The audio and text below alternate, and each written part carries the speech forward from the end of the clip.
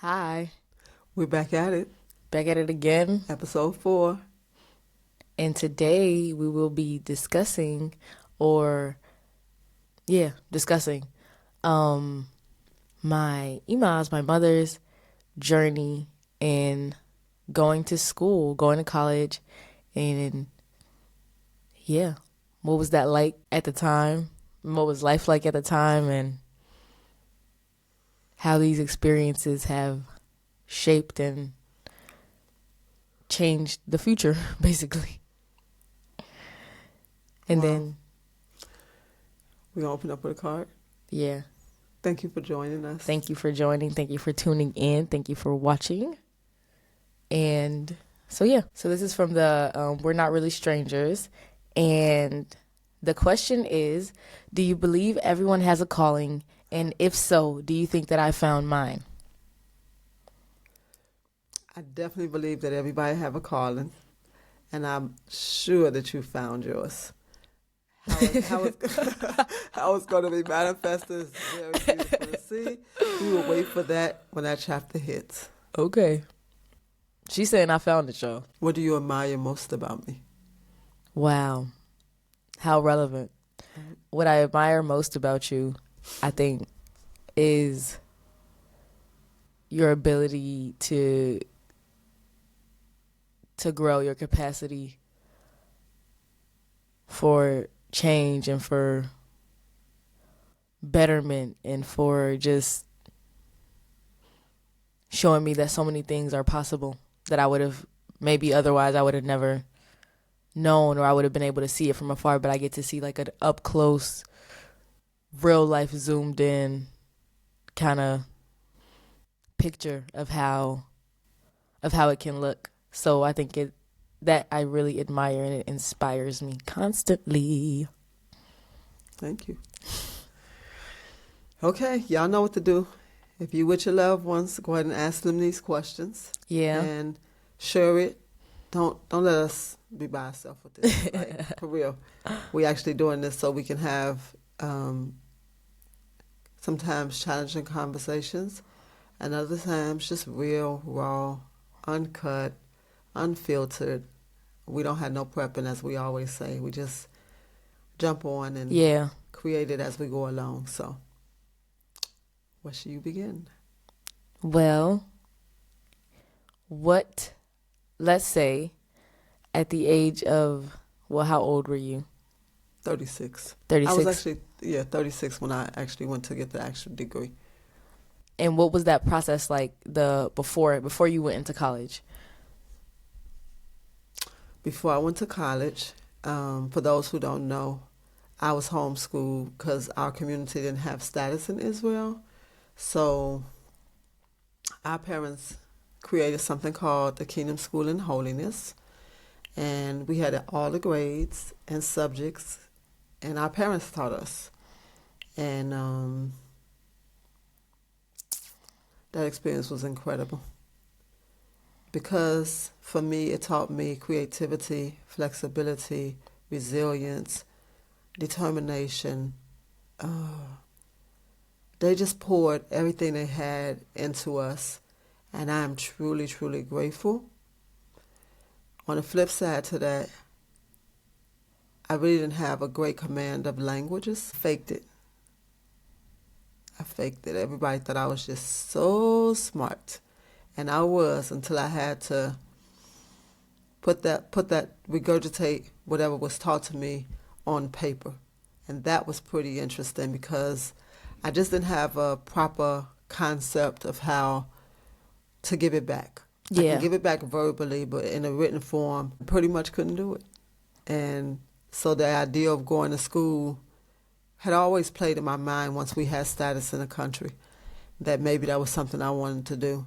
But of course, I was intimidated, frightened to life of what I didn't know, and that it would be noticed, it would be shown, because I did so many successful things already. I'd opened up a business, opened up the salon. I was pretty good at curing scalps and just transforming that aspect of the healing process. And that didn't require much. That was a gift I got when I was 13. So it didn't really, really require a lot. I did do a lot of studying with it, but it was all like a natural gift. If I needed to cure somebody's scalp, I just walked out, put my hand over the plants. They spoke to me, told me which ones to use, and always started off with prayer. So that was always incredible to see how I was partners, or God was my partner, or I was partners with God, or God was partners with me. I'm not sure which one it is, but whichever one it is, I am super grateful. And I know that I do not do any of this alone. I think that the most incredible part of the journey to go back to school was that Zabina, her name is Edith now, but at the time, when we grew up, her name was Zabina, and she came to Israel for a visit, and she dropped by my house, and such a quick visit changed my life. She was at my house possibly 45 minutes, and I told her that I wanted to I didn't tell her. I asked her what she was doing, and she told me that she was in school to complete her master's degree, and my eyes got wow. I was like, how did you do it? What is it? What did you have to do? And she looked at me like, why is that a big story? That's not a big to-do. And she was like, Rookamah, you know how smart we are? You could do anything. I just went, and I've always been so smart, so I just went, and I applied, and I got the bachelor's degree, and a master's, it's that much easier. And I thought, oh my God, I know my heart was beating real fast, because in a way I felt small. Mm-hmm. In that moment I felt like it was bigger than me, like it was something something that was almost impossible. Yeah. And she left out my house, and 10 minutes after she left out my house, she called me and said, Rookamah, go to the Matnas. They have a literacy program they starting for women. It's called Tokni ED. They testing in for it now. You test in for 10th or 12th grade, and then they continue on till you get to go to the university and get a degree. And I thought, wow, she hasn't been in the country for all of these years. I have not seen her. And she made me promise her that I was going to go take the test. So, of course, I went to take the test. Probably knew about maybe 10 words on the entire written exam, and because it was in Hebrew. And I kept asking the secretary, what does this word mean? Because one thing I've always had is curiosity, and the other thing I didn't have was shame. If I didn't know, I just didn't know. Once I got past the fear and actually went, and she would tell me, what the word was. And the last time I went to her, she said, if I tell you anymore, I might as well do the test for you. Q, don't come back up here. So I completed the test, and I scored for 10th grade. So I had to go to school every day, 5 days a week, at the Matnas from 8:30 to 1:30. And it was perfect timing, because I would drop my children off to school, and then I would go. And initially I had my sister, who actually got Bahtyah's godmom, had a son Malak's age. Malak was just 5 months. So she volunteered to keep him initially. And then her life changed, and she started doing her studies for training. And she went back to school as well, and I had to find another babysitter. And that was a process. That was a testimony and a process, because I couldn't think of anybody that I wanted to leave him with, who I felt would just take care of him like I would. And Marasha, so grateful to you, became his godmother. On the first request, it was like, oh yeah, bring him over. I have to make food for him. Girl, don't worry about it. I'll make the food. And it was just like every excuse I could possibly have had been removed from me. So when we first started, we had a social worker who came in and mapped out our journey. Because we had I remember on the Shlishi afternoons, we had a group with her. Yeah. And she asked, what do we want to study? And I told her, I love helping people. So we mapped and floated around with careers and pathways. And she said, what about being a social worker? And I was like, well, what do they do? And she told me, and I was like, okay, fine. We'll do a social work. And we mapped it out for 6 years. And it actually took 6 years for me to get my 10th grade, past 10th grade. Then I had to do 12th grade.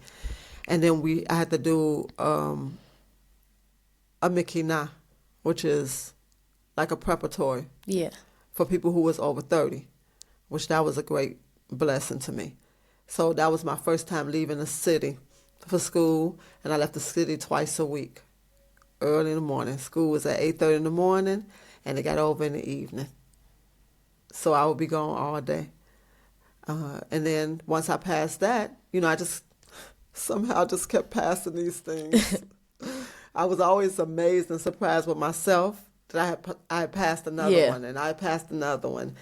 And having a plan is so important because somebody mapped out a plan with me. Yeah. And I was just, some days I was just on autopilot. I was just mapping out the plan. And I didn't know, when I applied to be a social worker, I didn't know like everybody didn't get in. So we had the group interview, and I assumed, I didn't know it was a possibility that I couldn't be received, that I wasn't going to be accepted. And, when I got my acceptance letter, I was like, oh, yeah, this is awesome. But it was like, move on, man, love. That was supposed to happen. Yeah. Actually, you went to an interview. Obviously, you would. Obviously, if they invited me to an interview, I'd already. I was so not of the world. I was clueless. When I tell y'all, man, all I knew is the world I came from. And I knew that well. I navigated that with joy and ease. I was so afraid. I didn't have the money to pay for college. I didn't know how it worked. Like, I didn't map out all of that aspect of it. And my husband had come home unexpectedly and stayed in Israel. I'd had a path that before my husband came home and we were legally married to the system, I was considered a single parent. So I was going to use that. That was an option. It was a grant program for single parents. They paid your tuition in full. They assisted you with babysitters if you needed babysitters. They also offered you tutoring. It was like a whole program set up specifically for women. The point of the program that I joined, program ED, was to take women off welfare and get them into the job force. So that was the whole basis of the program. And shout out to Ilana Azulai for, oh my God, just investing in me, trusting me, and knowing that it was worthy. It was a worthy investment.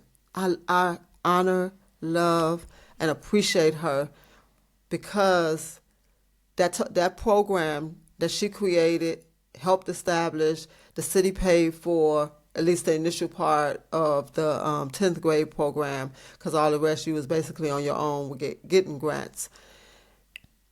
It changed my life. And I'm so grateful to her. And I know she's smiling. Yeah. I know wherever she is, and she's still with us. I love you. I appreciate you. I honor you. Anyway, back to the point. Once I got accepted, it was the secretary name was Sarit, and she was so kind. She became my image when I did my visualizations of passing the test. She was the image that I would see calling me to tell me I passed the test, whether she did or didn't. Yeah. And when I first went in the first day or orientation, she suggested that I do 4 years instead of 3 because I had children. And I am gun-ho. No, ma'am. We are going to do this in 3 years. If I'm going to leave my home 5 days a week or 4 days a week, I'm going to get it done in 3 years like any other regular student. Newsflash. It was 4 years.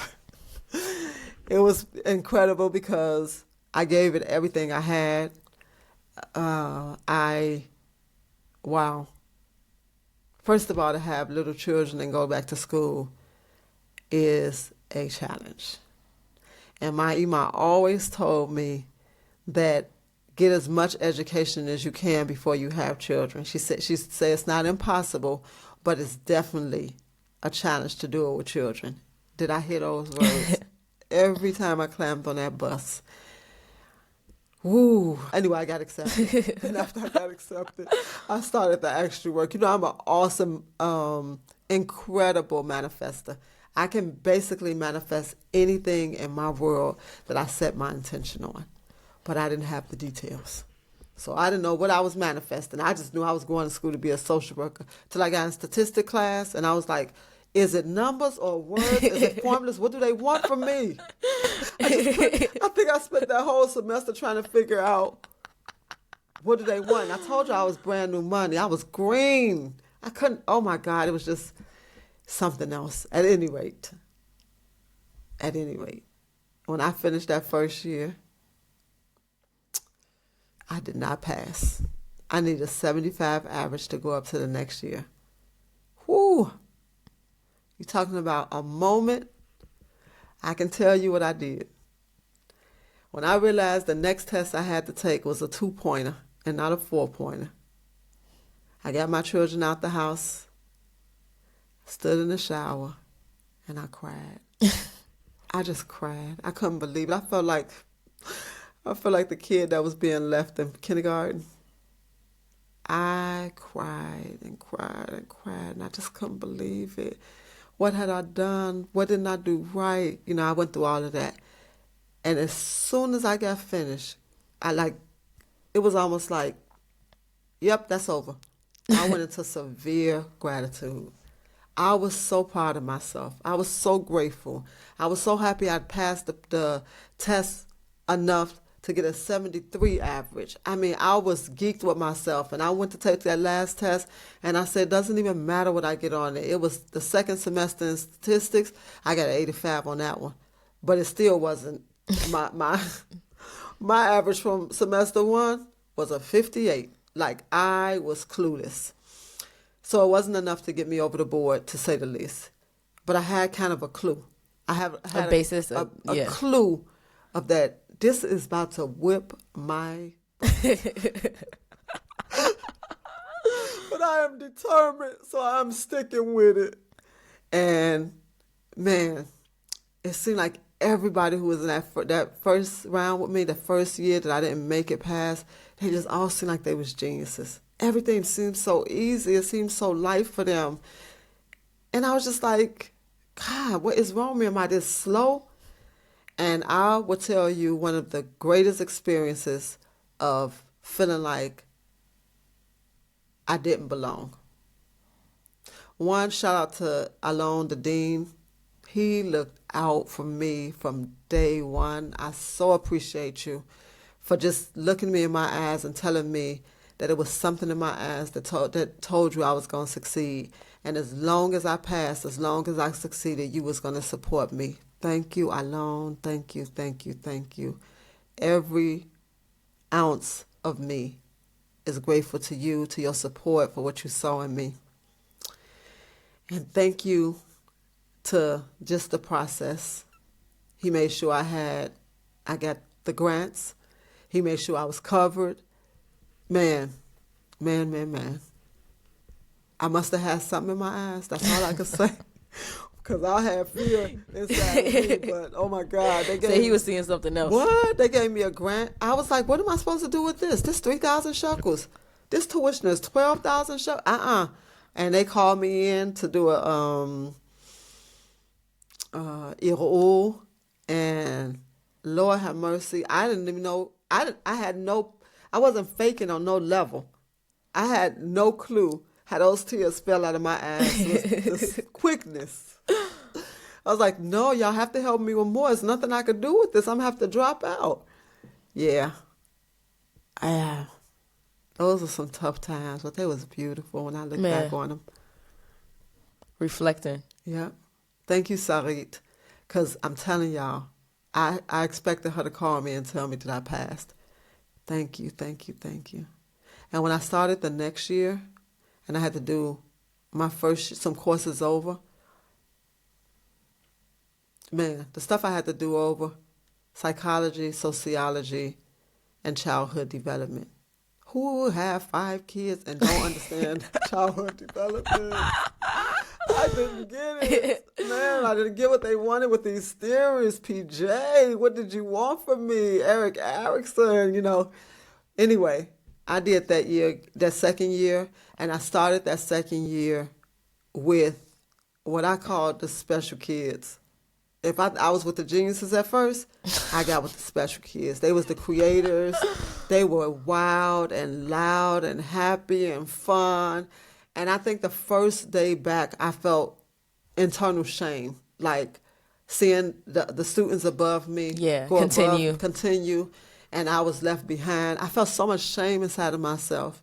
But I promise you, just one ride in a jitney on the way to school with Anna, who realized that I had 5 children at home and I was out there getting this degree. She hyped me up. She became my one. Oh, wow. What she would do for Rookamah.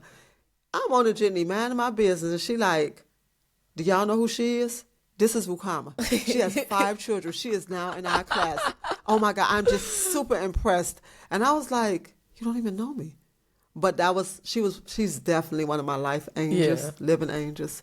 And that changed the trajectory. You talking about that shame melted?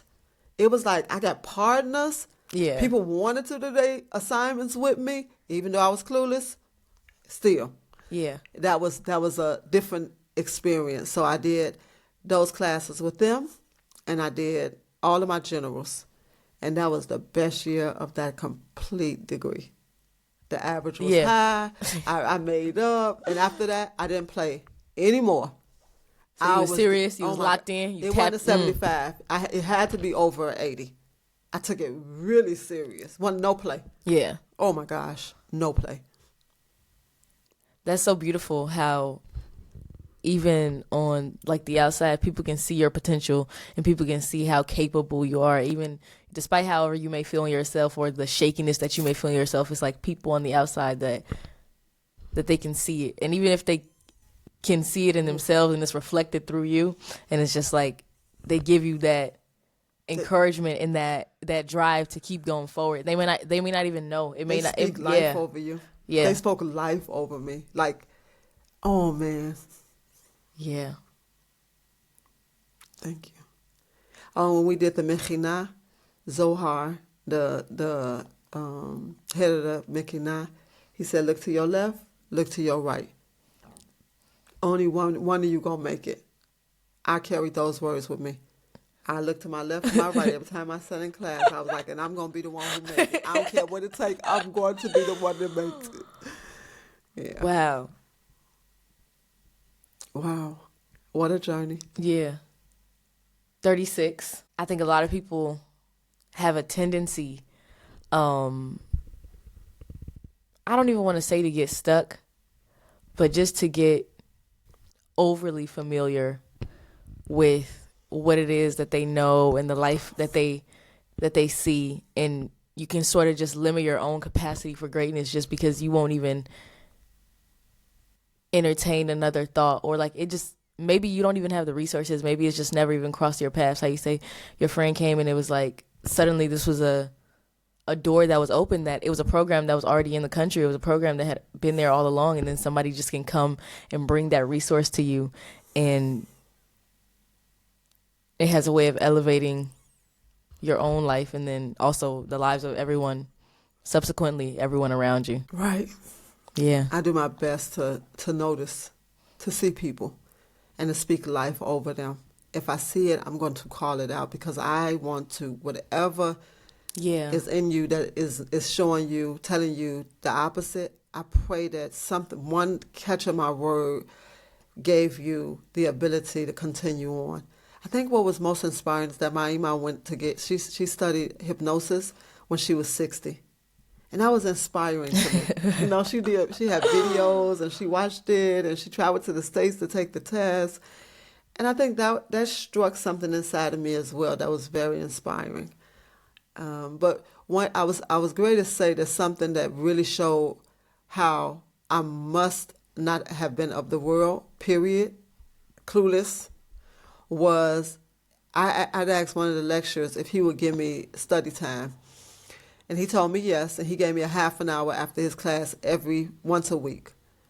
And one week, he was explaining something to me, and I think it was about America, then it was about world history, and whatever it was, I was clueless. Like, I had no reference whatsoever. And he was looking down as he was talking to me, and then he looked up and looked me in my face and said, "Excuse me, but where did you say you came from?" In my head, I said, "From under a rock." It's just some moments, y'all, that, oh my God, you talking about feeling totally out of sync, inadequate. I just did not know. And I didn't know what I didn't know. But I dared to just do it. That's the Kingdom School of Holiness. That's what they put in me. Girl, you don't quit. You keep going. What? You don't know. You ask questions. You can't figure it out. You better go ask somebody who know, because somebody here know. And you ain't the only one who don't. I mean, you ain't the only one who is having a hard time, and somebody else have had this hard time before. Yeah. And little by little, I started reading a lot of material. Oh my God, testing time? That was punishment. You know, it's supposed to be your off time. I go to Ben Gurion Library. I stayed there all day long, reading articles. And everything I did was the wrong things. All the other students, they were not doing this. I was reading word for word because they said they was going to ask us questions. That was 10%. So much smarter today. But Lord have mercy. Took me a long time to get there. Yeah. Yeah, just moments. Like they said that they was going to give you a toolbox. When you graduate, you get a toolbox. New money? I thought it was going to be a toolbox with like baby dolls and colors. Every time I tell this story, people think it's so funny, but man, clueless. And I'm shout out to every member of my community who helped me. Oh my God, I had other people reading articles like the information was going to go in my head, right? That's that communal stuff, man. People would read the article and then we would talk about it, but I didn't read the article. Like, I had to go answer the test. Told you I already had a comprehension problem. I didn't know how to regurgitate that information. And I'd be sitting there looking like, now why would they ask this question? Like, how am I supposed to know the answer to that? Oh, man. Well, how was it for you? It was hard. Sure. Oh man, it was like, but it was hard, but it was on another way, in another frame. Let's say if you started when you were 33, so I must have been 3, and this is a journey. And when did you graduate? Well, I started actually the 10th grade and stuff in the city, and when I was 33. And then your college at 34, so then you started graduated. College at 36, so I must have been almost 34 when I started with the I had Malak at 33. He was 5 months when I went, so close to 34. And that was a 3-year process. Yeah, that makes sense because I did 1 year 10th grade, 1 year 12th grade, 1 year Mechina. So I started school at 36. So you have to be 6. 6 when you started school, and then. Wow, we've been trying to narrow this down for something else. This is interesting. 6 when you started school, and then 40 when you completed. So this is like, so it started essentially when I was 3 or 4, and it lasted up until I was 10.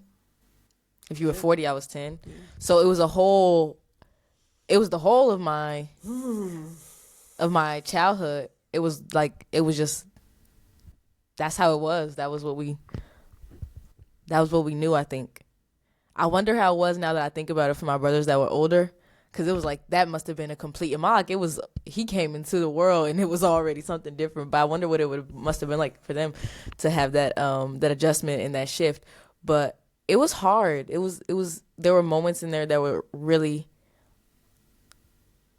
interesting. And it's like not having your parent around all the time physically, but it's also like with the whole of life and everything, it's like you have so much going on. And I can't imagine like being in college and having 5 kids and babies too, like small children, and you managing that, and you're making it through. And so I know the pressure and just the intensity of the experience was felt by all of us. But it was also just like, it was the way things were. It was the way we knew it was. Like, it wasn't anything that was just our reality. Busy. This girl, busy. So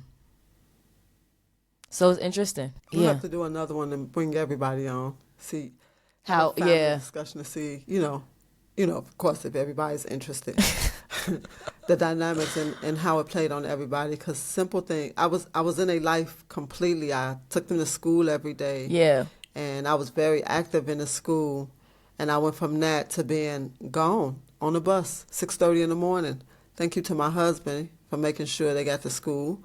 They his children too. So.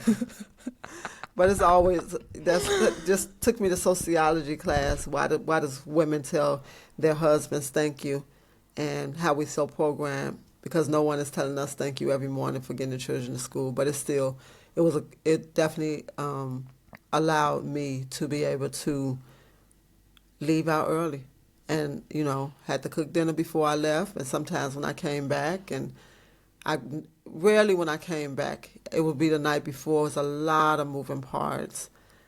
By the time I walked out that door, I'm telling y'all, I got sleep on the bus. On the ride there was my sleep. On the ride back was my sleep. And I love public transportation. It became one of my homes, one of my safe places. And yeah. I remember the thing that stuck out the hardest is when I didn't make that first year. The sociologist teacher asked me, why was I going to school? And I said, I'm going to school because my community need me. And he looked me in my eyes and told me, until you go to school for yourself, you're not going to be successful. Wow. That was hard. I never did nothing for myself. Just for me. Yeah. Like, I'm doing this for me. And I heard him. And I think when I went up to the second year for social work and I wasn't doing my generals, I heard him. I made it personal. I made it about me. And anyway, I don't know about all social workers, but going to school to be a social worker, it whip your butt. It take you back to your family dynamics, your community dynamics, your personal dynamics, your parents, the lifestyle. It does a big work through you while you're just sitting in the classroom, while you're learning the theories, while suddenly you saying, oh my God, that's my family. That's me. Yeah, right. Oh, I'm dysfunctional. And I will be the first to tell you, I was hardcore dysfunctional. Hard looks in the mirror. Oh my gosh. Yeah. Woo. That's how you say you don't know what you don't know? You don't know what you don't know. And I only knew what I knew. Oh my God. I didn't know that, whooping your kids was abusive and that I was detached and that was problematic. That was all I knew. Mm-hmm. You got on my nerves. You was getting your butt whooped. What? You could talk through it. You can have a conversation. You can negotiate. Now, why am I negotiating with a child? Absolutely. Stay in your place. Do what I said do. Harsh. Cold, real. I love her. You got it out the mud. Man. I love that chick today because I can't erase her. She a part of who I was. And I give her a lot of love, a lot of forgiveness, a lot of kindness. But Lord have mercy, sometimes when I look back, I'll be like, really? See, that was me. Yes. I was doing that. But I will say with the whole thing with going to school and the whole process and for how hard it was at the time. And I want to say thank you. So many people so many people were looking out with so many people's houses that I would go through this day, this day, this day. And they always looked out. And I learned so much. So it was in those experiences, there were also a lot of beautiful moments. It just wasn't it just wasn't with my email, but it was a lot of beautiful moments that were had. And I would say that on the flip side, on the other side of you going to school and getting your education, for as hard as it was for those years, it gave, I would say us, I think I would say our whole family, but I would say me, certainly it gave me a gift of a present mother. It gave me a gift of a that we can even sit here and be having this conversation, that I could go home and I could talk to my ima, and it's not like I'm gonna go in my room and this is my life. I gotta figure this out. So it's like the way that it opened up the connection, the way that it just changed my life and our lives completely was just so beautiful. And then me, I've always done well. I had always done well in school, so it was also cool to me. I think it was cool to me. I'm like, what? Why am I going to school? What chibis? And it inspired me. It inspired me greatly. And it showed me that something else is possible. And then even now, sitting here today and seeing the fruits of that labor, it's like it's inspiring me even more in my own personal life to go after the things that I want. And now I don't have any kids, and I'm in a whole different world than you were then. I'm in a whole different world than you were at 21. So it's like my ability to see how growth and advancement can take your life just so in so many different directions is so inspiring, because I feel like a future that is worth looking forward to and is worth looking towards, because I know that I'm capable of making my life. And I think that that was something that you just showed me, that it's like, even with how hard it was, looking back, it's not an experience that I would ever take back. I would never say, I wish my email wasn't in school. I wish my email wasn't. No, I'm forever and eternally grateful for that whole process, because it gave me an email. Like, real spill. That's right. Ooh. Telling you. That was just, I was just feeling that all in my Parents, take care of yourself. Take care of your life. Grow, improve, advance. My children do something different. Needed me, but I'm telling y'all, I needed me too. Oh, that's what we supposed to. Yeah, yeah. Bring me that book. What book? Oh, it's not necessarily on this one, but I do wanna. I want to give a shout out to to herself, I guess. I wasn't really thinking about myself like that. But if we on it, or maybe I'll just save it to the next one. I'll save it. But y'all, tap into the book. Epically Awesome. Available on Amazon and in person, you guys. Wonderful book. Wow. So one of the things that I did, if I told you I was a great manifester, is I took a big piece of Bristol paper. Oh, the Bristols was going triple platinum in our house, man. On the walls, oh man. And I made a circle. I made a vision board out of it. Lofty. I was gonna get all 90s. Clueless, but I was gonna get all 90s. And I put in one of the spots that all the hands of God was gonna assist me with getting this degree. And I'm telling y'all, if you were a part of me getting this degree, thank you, because you was one of the hands of God. I didn't have no clue how I was going to pay for it, how I was going to get back and forth to school. I didn't have a clue about anything, how we were still going to eat. God knows how the bills were going to get paid, but I was going to school. That's what I knew for sure. And I'm just so grateful. Every year brought new challenges and new ideas and new experiences. And I can say it never got easier. You know, I got the real cue on my 4th year, almost at the end, that I was supposed to register for classes first to get the best teachers. Yeah. And I was just following along. And it was when it was the second Intifada, so it was during the war season in Sapir. And that was deep too. I used to be scared. My used to be going to school. I used to be scared. I'm like, they bombing over there. They bombing from 8 a.m. to 8 p.m. Hope she come home. Yeah, I created a theory, thought process for myself that pretty much carried me through the 5 years I was there. And that thought process was, if I died, I wouldn't know I was dead. Said I'd just be gone. Yeah, I mean, I had to do something with myself. And then another thing, for parents who go to school later and you have children, you can't be everywhere at the same time. So one of the things I learned to do was when I walked out the door at 6:30, I was no longer a parent. I was a student. When I got on that bus, I was Rookamah who needed rest. And as soon as I hit that campus, I was a student. I couldn't be a student and a parent and worry about my children. Whatever didn't get cleaned up the day before, it just didn't get cleaned up. Whoever needed something, I couldn't do nothing for them. I was in another city. What was I going to do? So I learned to be present for the ride in the best way I knew how. And when I walked through the door, when I got on off the bus, walking off the bus to my house, I was full-time a mother. I mean, I would be processing, okay, this is what I have to do. I wonder how his day was, what they did. I would come home, what y'all have for homework, what y'all do. And, I would sit up and help them do homework. I wasn't really, really present, honest to God, so forgive yourself if you're not.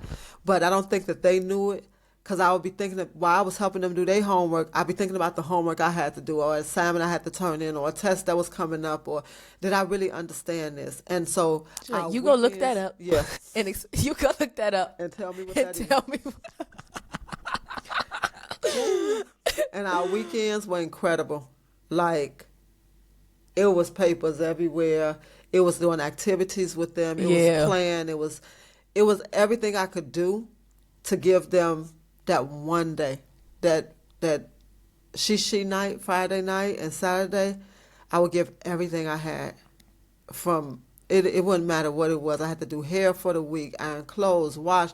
Everything I had to do, it had to be done then. And we kept the Shabbat. So if I didn't get those clothes washed on Shishi, it wasn't nothing happening. I had to wait till the sun went down on Motzei Shabbat, and then I had to hang clothes on heaters. They had to be dry however they needed to be dried, and then I had to iron them and press everybody's stuff out for school.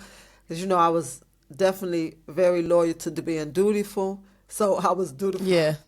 I was dutiful for sure. I fulfilled the roles. No matter what I did, I fulfilled the roles. That was my strong point. Worked myself off of it. I like to thank my sons for being incredible, and my husband. He's always supported me. It doesn't matter what it was I ever wanted to do, even if he didn't agree, and even if he was like, dang it, life is great change for us. He definitely has always supported me, and I'm super grateful for that. I went down memory lane in my mind with all the choices I had for partners, and Lord have mercy. When I tell y'all, I was like, oh, thank you. Thank you to my mom for the hardcore no's and I don't think so and not over my dead bodies, because good, bad, or indifferent, whatever this relationship is and will be, he's always supported me, and that's how I'm thankful to you for that. And I am too. I think just for seeing it, that it was never like a point that he was like, that he tried to limit her or stop her, or it felt like her advancing or getting her degree and getting her career, it was like putting him at a disadvantage. He never made us feel like it was like, yo, you might don't need to be going to school. Like it was never, that was never the vibe. It was always like, this is the situation. This is the, so I appreciate that as well. Tuesday. He used to make spaghetti, it seemed like every time. It was always good. Spaghetti and salad. That was I couldn't wait. Those were the days. Yeah. And I guess this is such a beautiful moment because today I wrote my letter of intention for the master's program. Your girl getting her master's. It was so beautiful. It was a moment to reflect on where I've been, where I'm going, the work I've done in the field. Oh my God, it was so beautiful for me to finally narrow it down to 2.5 pages because you always start off with 8 pages. Then you got to keep condensing, make sure you got everything, answered all the questions. I didn't even know how to answer no questions like this before, to be able to even provide the answer.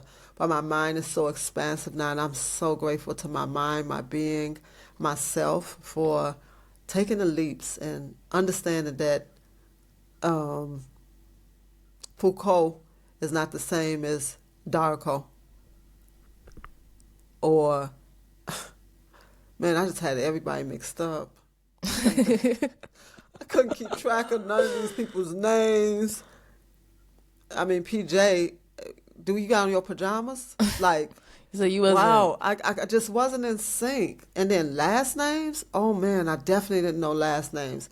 We grew up on first name basis and uncle, auntie, acting a cult. So that was just, whew. So that was introducing a whole nother realm. Wow. Like, if I could tell y'all, like, the realms of the worlds that I was introduced to. It was my first time actually sitting with somebody eating meat when I went to the men's out to eat lunch. Like I went through a process of just a shift, different concepts, different realities. Wow, it just altered everything that I knew, because I came from a small world, but so big and so rich inside the small world in comparison to the whole big world. So just seeing people from different walks of life and engaging with them and having conversations and seeing places that I was just so narrow-minded in. Like, some of the stuff was like, why am I so judgmental? Why do I have an opinion about that? That has nothing to do with me. It is not my lifestyle. I don't have to go home. I don't have to eat it. I don't have to sleep with it. I don't have to do none of it. But they're beautiful people. Yeah. And it just opened me up to have many incredibly beautiful people there are in the world who are different than me. And that in itself has been one of the most incredible gifts, because so much beauty in our world. Everywhere you look. Wow. So much gratitude. Endless gratitude. To all the babysitters. Yo, Vela, I love you so, so, so, so much. We didn't get the dream we wanted, but I'm so grateful to you for just being a guide to me every single day we talked. Didn't matter if I was riding and I was sleepy, and she was going to check in on me. How's it going? And took me this long to go get the master's. And honey, I know you here with me, and I know you can hear me. Every time somebody say something to me and I open up your mind, I think about you. Every time I asked her to do something, she could never do nothing spontaneous anymore. Wait, let me check my schedule. And I'd be like, girl, I'm sick of that schedule. She said, wait till you become a professional. That schedule is going to be so important. You might live behind your mom. Crap. If it ain't, in your mind, if it's not written in there, you ain't marked in my life. For real. Because we take those evenings and those weekends without it being in there, and I try to drift off into nowhere. So if you ain't in it, please don't get offended. Forgive me as I forgave her, please. And if not, if you can't forgive me, just don't take it personal, because it's never personal. Yeah. I guess the next thing we're going to talk about is the incredible books that also have helped and shaped and just. And thank you, Bahtyah. Thank you. Thank you. Thank you, Iman. It's been a long journey. It's been a long journey. And a lot of challenges in between these journeys as well. And one, I apologize for not knowing to go to school sooner so that I could be present for you. And on the flip side, I also am honored to have went to school while you were a child. Yeah. To show you that there is something different. And shout out to all the moms who go back to school, even if you're taking one course at a time. And shout out to all the children for your ability to not even understand it, but adjust. Yeah. And allow your mother to create something different. What I had in my hands, I still have. I can cure any scalp. I can touch any scalp, and I still connect. I'm still a scalp whisperer. But it is so beautiful connecting with somebody and changing not just the skin on their scalp or healing sores, but dynamically changing their perception, their ability to expand, to reach inside themselves, to be a person who is assisting another mother to understand her rage, to understand her anger, her frustrations, and to do the work to reroute, to readjust, to process, and not take it out on children or on anyone for that matter, and not to bottle it inside of herself, has been just an incredible gift, one of the most incredible gifts. Because one of my things that I always say when I went to school, I wanted to work with children. And what I discovered is that I did work with children. I work with children every single day. Every person who comes to me, I work with the child inside of you. And I help you connect to the kindergarten days when life was good. And I remind myself every day. That's why I'm in so much gratitude. That's why I love nature. That's why I use balls and colors and anything artistic that can remind you that your sensory is alive and that you're not the story. You are not the story. You are not the trauma. You're not a prisoner to it. You are not. It can be shifted. It can be changed. Be brave, dare, bet on you. And more than anything, be authentic. My message to the world is, I will not lie to you about things that happened through me, to me, things that I did. I will not lie, because if I lie, I'm walking in my shame. I'm walking in the inability to shine my light. So, yes, I was not the woman I am today, but I would tell you who that woman was and how she walked from those places into the new space she lives in. And I want that for all of us. You're not me, so your journey, if we started off with that wasn't no car, that was when we was by ourselves. But if we started off with, what is your purpose? And do you have a calling on your life? I'm here to tell you. That was right here. But yeah. You have a purpose. You've always had one. Even the ones who say, I don't know what I'm supposed to do. You've been doing it. Yeah. All the dots are there.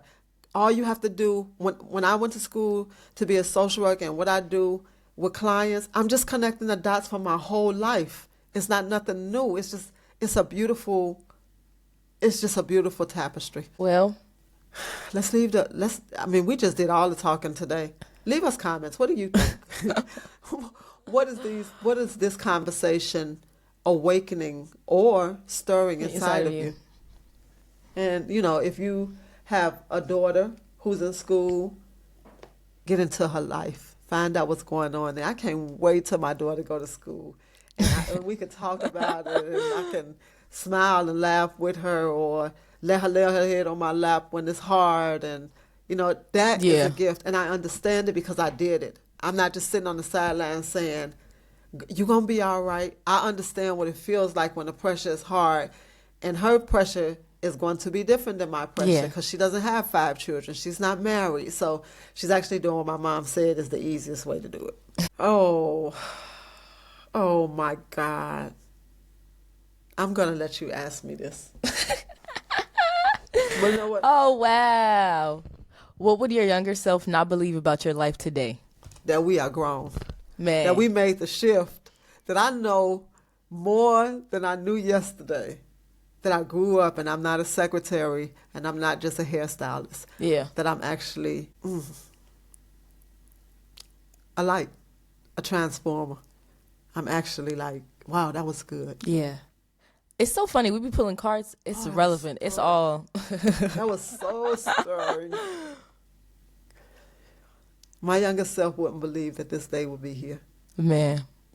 Or that I would even have a My younger daughter self to be either. sitting here.